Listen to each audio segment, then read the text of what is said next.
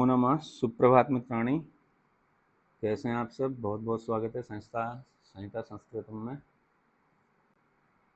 एक टॉपिक लेके आया हूँ मैं जो कि बहुत परेशान करता है।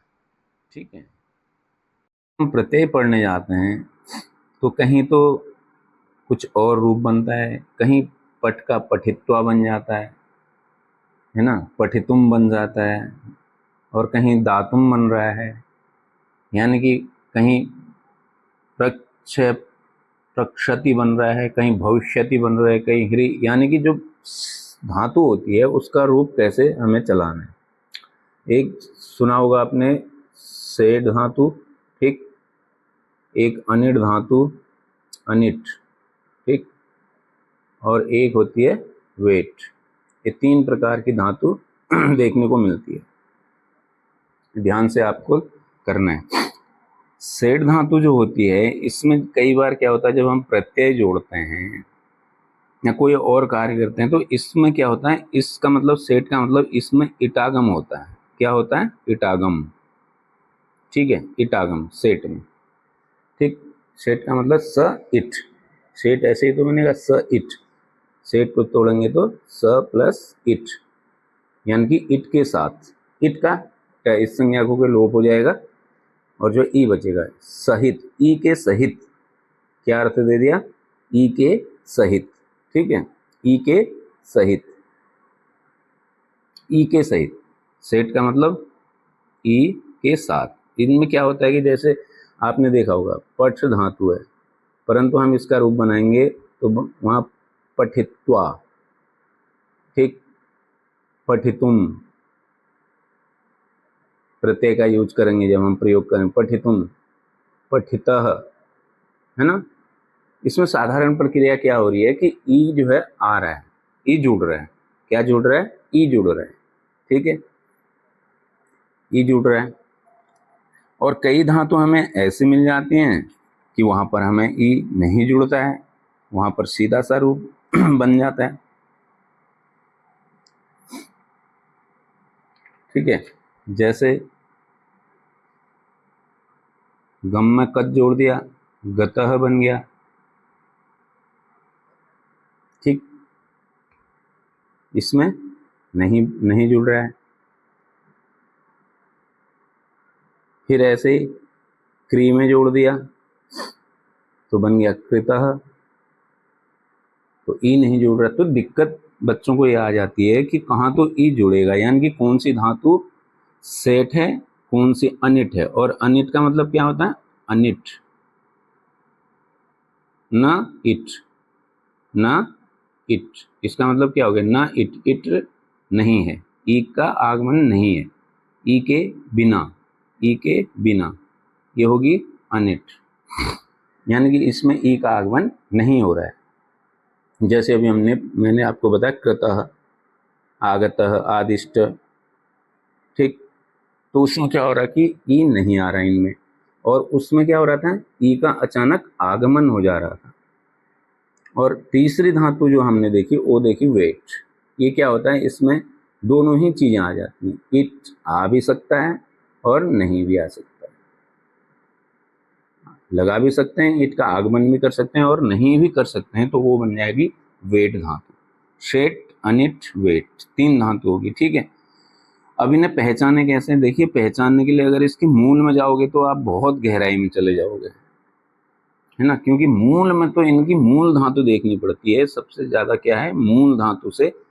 मूल धातु क्या है? जैसे हमने क्री है, क्री धातु पढ़ा होगा। अब इसका क्री ऐसे मूल में नहीं है, इसका मूल है डू क्री या, एक मिनट, इसको क्या मूल है? डू क्री या, ऐसे ऐसे है मूल, ये है इसमें। अब इसमें नीचे देखो ये क्या कर रखा है, अनुदात्त कर रखा है, ठीक। इस सब का वो हो जाएगा, इस संज्ञा होकर के लोप हो जाएगा, तो बचता क्री। और क्री भी कैसा है?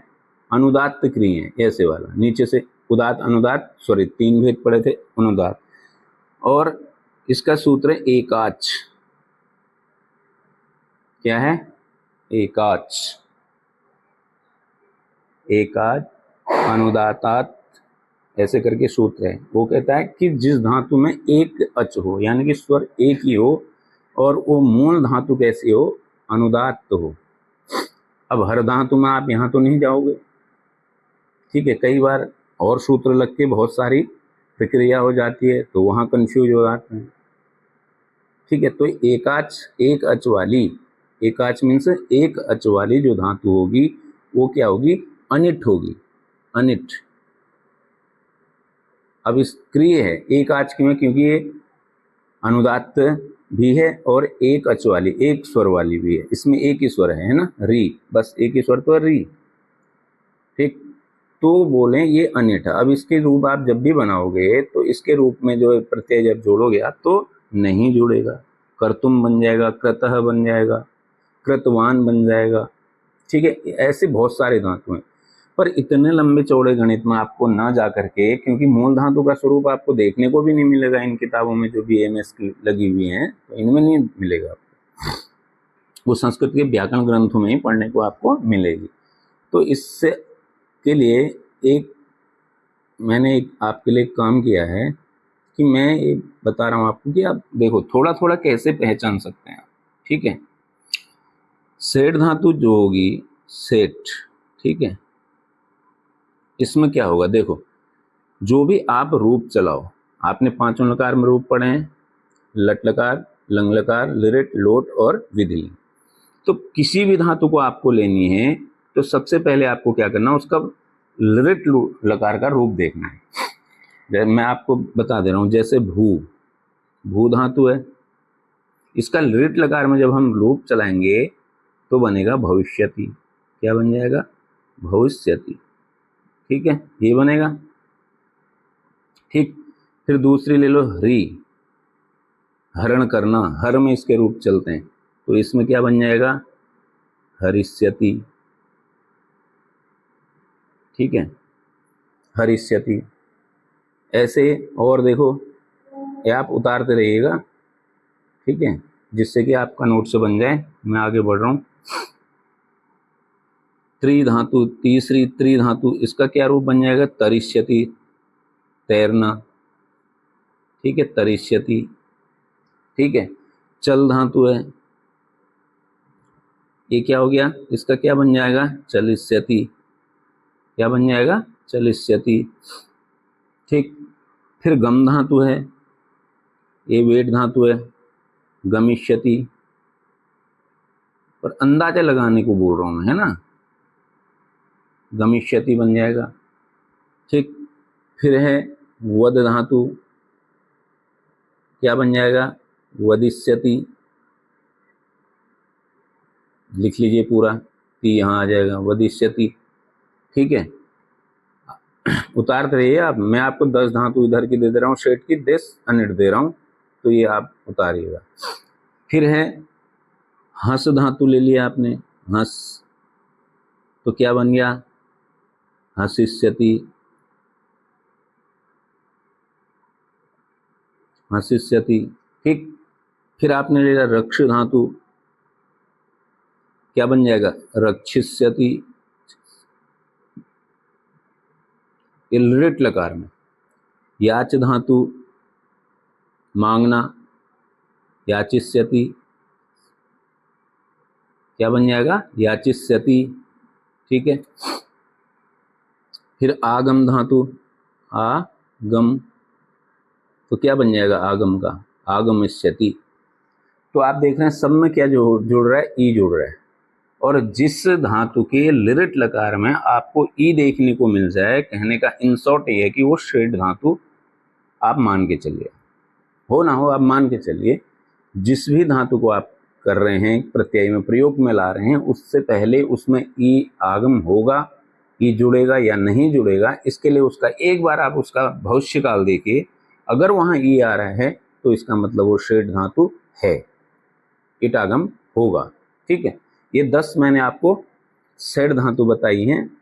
अब देखिए अनिट धातु को कैसे पहचानेंगे, अनिट, अनिट को पहचानने की ट्रिक क्या है, अनिट, आपने ले ली प्रच्छ धातु, ठीक, पृच्छ मीन्स पूछना। क्या मतलब होता है? पूछना। अब इसका जब लृट लकार चलाएंगे, भविष्य काल चलाएंगे, तो उसका बन जाएगा प्रक्षति। प्रक्षति, ठीक है। दूसरे स्था, ठहरना, रुकना, रहना, स्था, ठीक है। इसका रूप क्या बन जाएगा? स्थास्यति। क्या बन जाएगा? स्थास्यति, रुकेगा, ठहरेगा, ठीक है। देखिए पा धातु, इसका बनता है पास्यति। क्या बनता है? पास्यति, पिएगा, ठीक। ये 3 उतार लो आप। फिर है घ्रा, सूंघना। घ्रा सूंघना, अर्थ लिखते रहिएगा, घ्रा सूंघना। इसका बन जाएगा घ्रास्यति। क्या बनेगा? घ्रास्यति, ठीक है। दूसरा सद, बैठना, सद बैठना, इसका बन जाएगा सत्स्यति। सत्स्यति, बैठना, बैठेगा। आपने पढ़ी होगी दृश धातु, दृश, देखना, पश्चिम रूप चलते हैं, तो इसका क्या बन जाता है? द्रक्षति। द्रक्षति, ठीक है। आपने पढ़ी होगी नी धातु, ले जाना, नए में रूप चलते हैं, तो इसका बन जाता है नेष्यति। क्या बन जाता है? नेष्यति, नेष्यति, ठीक। उतार लीजिए। उसके बाद आगे देखते हैं, फिर है एक जी धातु, जीतना, और इसके रूप चलते हैं जय में, ठीक है। तो इसके क्या भविष्य काल में क्या बन जाता है? जेष्यति, जेष्यति। फिर ऐसे है नम, नम में नश्यति, इसका रूप कैसे बन जाएगा? नश्यति। नमिष्यति, नमिष्यतः, वो शुद्ध रूप नहीं है। त्यज, छोड़ना, त्यागना, इसका बन जाता है त्यक्षति। किसी में भी ई का आगमन नहीं हुआ है, और ई का आगमन नहीं हुआ है, इसका मतलब ये क्या है?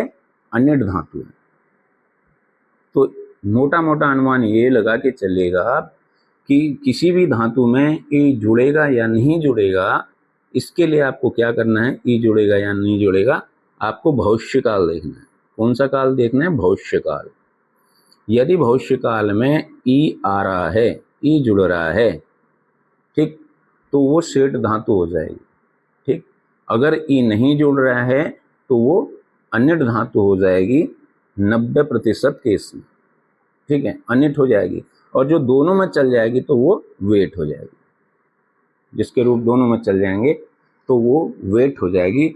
इस बात को आप नोट करके रखिएगा, तो बहुत हद तक जो समस्या सामने आती है, जो फेस करनी पड़ती है, वो कम हो जाएगी। क्योंकि मूल अर्थ में जाएंगे आप, इसके जड़ में जाएंगे, तो आप और ज़्यादा परेशान हो जाएंगे, है ना। तो इसलिए आपके लिए मैंने ये वीडियो विशेषतर बनाया है, क्योंकि कल ये बात आई थी कि सर सेठ धातु और अन्य धातु को हम कैसे पहचानें, तो उसी के समाधान में वहाँ से मुझे पॉइंट याद आया। तो ये आप सभी लोगों को शेयर कीजिएगा, और चैनल को सब्सक्राइब जरूर करें, अभी नया नया चैनल है। फिर बाद में आपके लिए ऐसे ही धीरे धीरे सारे जहाँ से प्रश्न बनेंगे, जैसे प्रश्न पत्र कैसे बनता है, कौन से टॉपिक से क्या प्रश्न बनता है, कैसे बनता है, वो सब आपको मैं बताऊंगा, ठीक है। तो मिलते हैं अगली वीडियो में, अगली क्लास में। तब तक के लिए जय तु संस्कृतम, जय तु भारतम, नमो नमः, स्वस्थ रहें।